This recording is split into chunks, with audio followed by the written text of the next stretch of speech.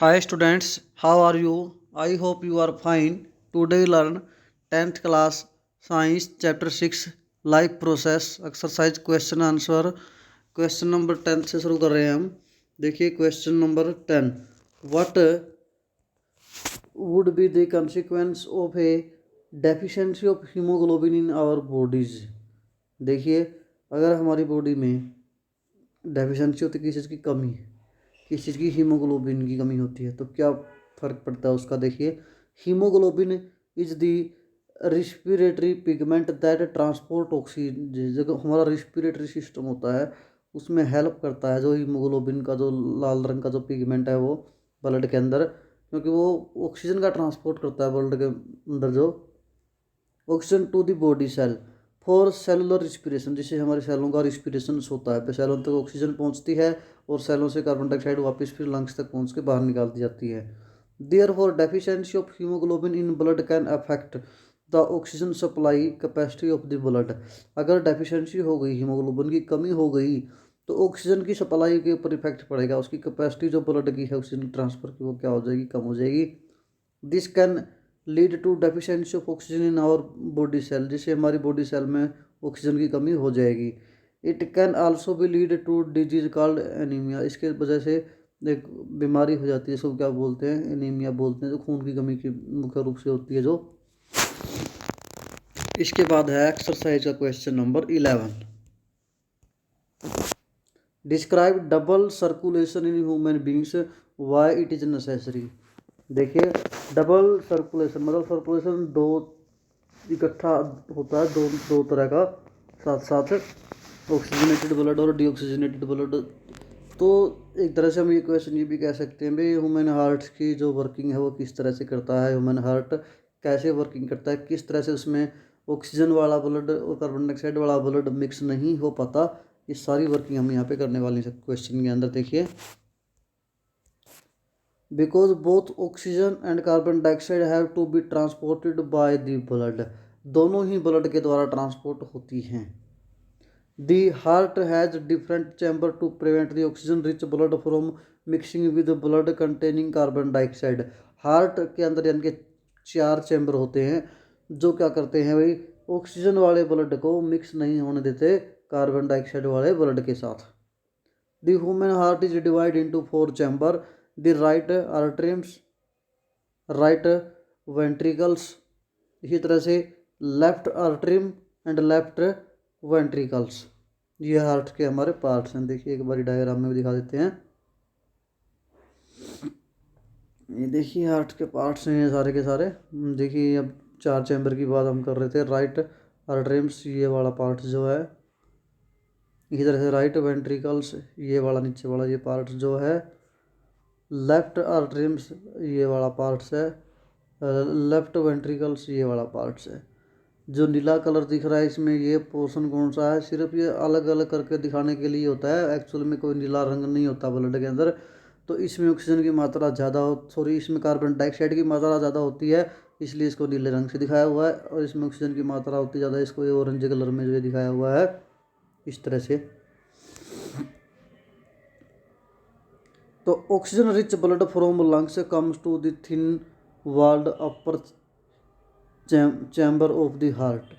देखिए जो ऑक्सीजन की मात्रा जिस ब्लड में ज़्यादा होती है लंग्स में, come to the thin wall upper chamber of the heart to the left side, left side से यहाँ से एंट्री होती है इधर से, ये दिखा रखी देखिए। तो हार्ट, तो blood heart of the left atrium relaxes when it is in collecting this blood, it then contract, एक बार ये थोड़ा सा फैलता है और उसके बाद फिर सिकुड़ता है। Which next chamber the left ventricles, फिर ब्लड जब वो सिकुड़ता है एकदम से तो नीचे यहाँ से ब्लड इसमें चला जाता है, लेफ्ट वेंट्रिकल्स के अंदर ब्लड चला जाता है, यानी कि लेफ्ट वेंट्रिकल्स में जब ब्लड यहाँ पे चला गया तो next the left ventricle expand, फिर वो फैलता है, ब्लड उसके अंदर चला गया, so that the blood is transferred to it when the muscular left ventricle से कंट्रैक्ट, जब लेफ्ट वेंट्रिकल से कंट्रैक्ट करेगा फिर तो सिकुड़ेगा, तो it's turn to the blood pump out to the body, body से बाहर ब्लड का पंपिंग करता है ये, जैसे यहाँ से फिर होता हुआ ब्लड जिस तरह यहाँ से निकलता हुआ यहाँ से चला जाता है ब्लड, यहाँ चला जाता है ब्लड और पूरी बॉडी के अंदर ट्रांसफ़र हो जाता है ऑक्सीजन वाला ब्लड। इसके बाद डीऑक्सीजनेटेड ब्लड जो आता है वापस, जो हमारी सैलन छोड़ में से कार्बन डाइऑक्साइड की मात्रा जिसमें ज़्यादा होती है, deoxygenated blood come from the body to the upper chamber on the right artery as it expand, as the right artery contract the corresponding lower chamber the right ventricles dilate. उसी तरीके से यहाँ से फिर ये एंट्री करता है, जो कार्बन डाइऑक्साइड की मात्रा जिसमें ज़्यादा होती है वो ब्लड यहाँ पे एंट्री करता है भाई राइट आर्टरीम्स के अंदर, तो ये एक बार फैलता है तभी सिकुड़ता है, तो फिर इसमें से राइट वेंट्रिकल्स के अंदर ब्लड यहाँ पे जाता है फिर, और फिर ये वापस इसको ब्लड को इस तरफ फेंक देता है, तो जिसमें फिर दोबारा से सर्कुलेशन हो जाता है ब्लड का, ऑक्सीजन की मात्रा जो फेफड़ों के द्वारा बाहर छोड़ दी जाती है। This transfer blood to the right ventricles which turn pump into the lungs for oxygenation, oxygen के लिए उसको फिर वो फेफड़ों की तरफ फेंक देता है, फेफड़ों में से फिर वो ऑक्सीजन ग्रहण करके ऑक्सीजन लेके वापस फिर दूसरी लेफ्ट साइड से फिर ऑक्सीजन वाला ब्लड हार्ट में आता है। During this process blood goes twice through the heart, इस तरह से हार्ट में से ब्लड 2 बार जाता है, तो that is why it is known as double circulation, इसीलिए इसको हम क्या बोलते हैं, डबल सर्कुलेशन बोलते हैं। देखिए यहाँ से ब्लड आता है पहले इसमें लेफ्ट आर्टरीज में, यहाँ से फिर लेफ्ट वेंट्रिकल्स में जाता है, यहाँ से पूरी बॉडी में जाता है, पूरी बॉडी में जो ऑक्सीजन की मात्रा इसमें फिर कम हो जाती है तो कार्बन डाइऑक्साइड की मात्रा बढ़ जाती है, तो फिर यहाँ से एंट्री करता है। ये मतलब कि राइट आर्टरीज के अंदर कार्बन डाइऑक्साइड की मात्रा ब्लड में ज़्यादा होती है, फिर इसमें राइट वेंट्रिकल्स में, यहाँ से फिर इसके कहाँ फेंक दिया जाता है, जिस तरह से लंग्स की तरफ, और लंग्स में फिर कार्बन डाइऑक्साइड छोड़ के फिर ऑक्सीजन लेके फिर वापस ऑक्सीजनेटेड ब्लड इसमें आता है, तो इस तरह से सर्कुलेशन चलता रहता है, 2 स्टेप में होता है ये, तो 2 बार सर्कुलेशन होता है, इसलिए इसको क्या बोलते हैं, डबल सर्कुलेशन। तो इसी के आधार पे डबल सर्कुलेशन ज़रूरी क्यों है ये अभी बताते हैं। देखिए separation of oxygenated and deoxygenated blood always more efficient supply of oxygen to the body cell, अगर ये अलग अलग हैं ऑक्सीजनेटेड ब्लड और डीऑक्सीजनेटेड ब्लड तो ज़्यादा अच्छी ऑक्सीजन की सप्लाई सेलों तक होगी बॉडी की। This efficient system of oxygen supply is very useful in warm blooded animals, जिनका गर्म खून होता है जैसे मनुष्य भी उन्हीं में से है, उनके लिए बहुत ही ज़रूरी है, such as human beings. As we now warm blooded animals have to maintain a constant body temperature by cooling themselves when they are in hotter environment and by warming their bodies when they are colder environment। इनको अपनी body का एक temperature बना के रखना होता है, अगर बाहर ठंड है तो इनको अपना टेम्परेचर गर्म बना के रखना पड़ता है, अगर बाहर गर्मी है तो इनको ठंडा बना के रखना पड़ता है। Hence they require more oxygen for more respiration, तो जितनी ज़्यादा ऑक्सीजन होगी उतना ज़्यादा रिस्पिरेशन होगा, so that they can produce more energy to maintain their body temperature, और ज़्यादा एनर्जी उसको बॉडी का टेम्परेचर मेंटेन करने के लिए मिलेगी। Thus the circulatory system of human is more efficient, तो इसलिए सर्कुलेशन सिस्टम जो है उसकी बहुत ज़्यादा एफिशिएंट होगा because of double circulatory heart में 2 बार सर्कुलेशन होता है। तो इस क्वेश्चन में हमारे मतलब कि दोनों क्वेश्चन कंप्लीट हो रहे हैं, साथ में हार्ट के फंक्शन भी और ये डबल सर्कुलेशन क्यों ज़रूरी है ये भी। इसके बाद exercise question number 12, what are the differences between the transport of material in xylems and phloems.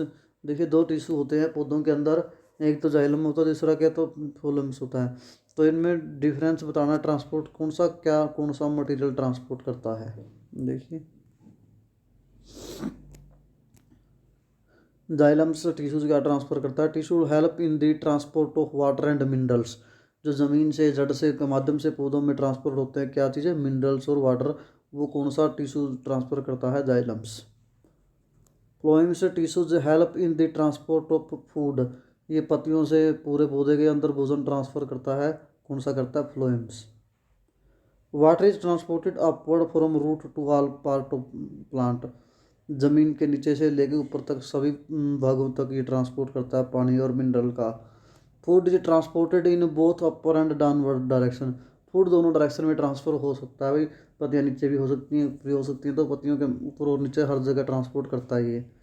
Transport in xylems occur with the help of simple physical process such as transpiration pull. जो ऊपर की तरफ खिंचाव लगता है, transpiration नीचे से पानी को ऊपर की तरफ खींचता है पौधा, तो उस चीज़ के द्वारा इसमें ट्रांसपोर्ट होती है। Transport of food in phloems require energy in the form of ATP, adeno triphosphates, जो एनर्जी होती है सेलों के अंदर, तो उसकी हेल्प से ये फूड का ट्रांसफ़र करता है। इसके बाद exercise question number 13, compare the functioning of alveoli. Alveoli भी हम कर चुके हैं सब टॉपिक्स के अंदर। In the lungs and nephron in kidney. Kidney की नेफ्रॉन की भी हम कर चुके हैं भाई। किडनी में क्या होते हैं, नेफ्रॉन्स होते हैं, और एल्वोली किसके अंदर होते हैं, लंग्स के अंदर होते हैं। इनमें कंपेयर करना है इनकी स्ट्रक्चर और फंक्शनिंग के बारे में। देखिए एल्वोली और नेफ्रॉन। एल्वोलीज देखिए, alveoli are tiny balloon like structure present inside the lungs. Lungs के अंदर होते हैं ये छोटे छोटे गुब्बारे लाइक स्ट्रक्चर होती है। तो जिस तरह से डायग्राम में दिखा भी रखे हैं, ये दिखा रखे, लंग्स के अंदर होते हैं बलून, लाखों की संख्या में होते हैं लंग्स के अंदर ये छोटे छोटे। दूसरी तरफ है nephrons are tubular structures present inside the kidney. ये नेफ्रॉन की स्ट्रक्चर दिखा रखी है, स्ट्रक्चर ऑफ नेफ्रॉन्स ये दिखा रखी है भाई, पूरे पार्ट्स दिखा रखे हैं नेफ्रॉन्स के। नेफ्रॉन का हम तो कर भी चुके हैं वैसे तो फंक्शनिंग को, तो ये नेफ्रॉन की पूरी स्ट्रक्चर दिखा रखी है किस तरह से वर्किंग करते हैं। तो the wall of the alveoli are 1 cell thick. इनकी मोटाई कितनी होती है, 1 सेल की मोटाई के बराबर होती है। And it contains an extensive network of blood capillaries. इनके ऊपर से ब्लड की मतलब नस नाड़ियों का बहुत बारीक बारीक का जाल बिछा होता है, जिससे वो सेलों के साथ संपर्क में होती हैं और आगे ब्लड का ट्रांसपोर्ट होता रहता है। Nephron are made of. Nephron के पार्ट्स बता रखे हैं सारे के सारे, कौन कौन से पार्ट्स इसमें। Nephrons are made of glomerulus, Bowman's, capsules, long renal tube. It also contain a cluster of thin walled capillaries. ये इसके अंदर होती हैं सारे अंग, इसके भाग दिखा रखे हैं। इसके बाद है थर्ड पार्ट जो है, the exchange of O2 and CO2 take place between the blood of the capillaries that surround the alveoli and gas present in the alveoli. इसमें क्या होता है, कार्बन डाइऑक्साइड और ऑक्सीजन का एक्सचेंज होता है भाई एल्वोली के माध्यम से। एल्वोली से तो पूरे सेलों के अंदर ऑक्सीजन ट्रांसफ़र करते हैं और वहाँ से वापस कार्बन डाइऑक्साइड लेके आते हैं। Alveoli are the site of gas exchange. यानी कि एल्वोली क्या करती हैं, गैस एक्सचेंज का कार्य करती हैं। The blood enter the kidney through the renal arteries. जो ब्लड होता है किडनी के अंदर इंटर करता है किसके, रेनल आर्टरीज के द्वारा। विच ब्रांचेज इनटू मैनी कैपिलरीज। आगे अलग अलग नसों में कैपिलरी में बंटी होती है वो glomerulus. The water and solutes are transport to the nephron at Bowman's capsule. फिर वहाँ से बोमन कैप्सूल के अंदर ट्रांसफ़र होता है इसका। Then the filter moves through the proximal tube. आगे प्रोक्सिमल ट्यूब तो जाता है, distilled tubules and collecting duct, और डक्ट में फिर इकट्ठा हो जाता है। The collecting duct collects the urine. वहाँ पे यूरिन इकट्ठा होता है। From many nephrons of the passes into the ureter. जो यूरेटर के अंदर आगे पहुँच जाता है। During the flow of filtrate some substance such as glucose and amino acid water are respectively reabsorb. वहाँ पे इकट्ठे हो जाते हैं और वहाँ से बाहर निकाल दिए जाते हैं। Nephrons are the basic filtration unit. ये क्या करती है, फिल्टर का कार्य करती है। इस तरह से हमारा ये चैप्टर कंप्लीट है। फिर भी कोई भी समस्या है पूछ सकते हो। Thank you, have a nice day.